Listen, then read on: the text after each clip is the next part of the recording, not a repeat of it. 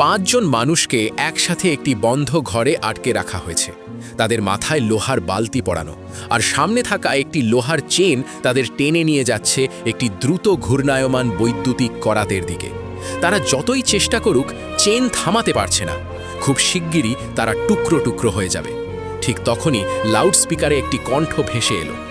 এই পাঁচজন তাদের নিজের স্বার্থের জন্য অন্য কারো প্রাণ নিয়েছে। এখন বাঁচতে হলে নিজেদের অন্তরের অন্ধকারকে জয় করতে হবে। চেন থামাতে চাইলে তাদের নিজেদের রক্ত উৎসর্গ করতে হবে। কিন্তু কেউই এই কথার মানে বুঝতে পারছিল না। চেন ধীরে ধীরে ছোট হয়ে আসছে, আর মৃত্যুও কাছে চলে আসছে। এমন সময় একজন হঠাৎ কিছু বুঝতে পারে। সে চেন ছেড়ে দিয়ে নিজের হাত সামনে থাকা বৈদ্যুতিক দণ্ডে আঘাত করে। হাত কেটে রক্ত বের হতেই একজন নারীর মাথার হেলমেট খুলে যায়, আর করাত থেমে যায়। বাকিরাও একই কাজ করে নিজেদের জীবন বাঁচায়। কিন্তু একজন তখনও অচেতন ছিল।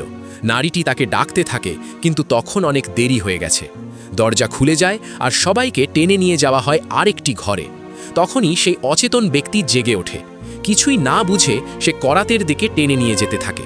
অন্যদের আবার চেন দিয়ে টেনে ওপরের দিকে ঝুলিয়ে দেওয়া হয়। স্পষ্ট বোঝা যাচ্ছে, চেন না থামাতে পারলে তারা শ্বাসরোধ হয়ে মারা যাবে। এমন সময় সামনে পড়ে 3টি ইনজেকশন। ভয়ঙ্কর একটি পুতুল আবার নিয়ম জানায়। এই ধাপটি মূলত ছোট চুলের একটি মেয়েকে লক্ষ্য করে তৈরি।